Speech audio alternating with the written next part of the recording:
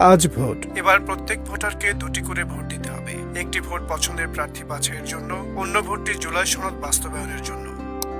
কই গো রুবেলের মা? আরে রেডি হইতে এত সময় লাগে নাকি? আরে বেলা বাইরে গেলে তো ভোটার লাইন লম্বা হয়ে যাবো। কাজে করো।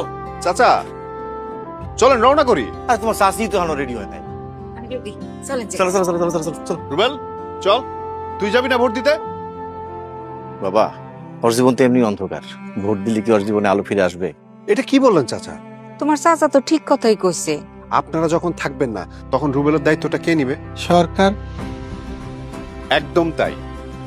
রুবেলের সরকার গঠনের জন্য রুবেল তার পছন্দের প্রার্থীকে ভোট দেবে, এটা ওর অধিকার। রুবেল চল।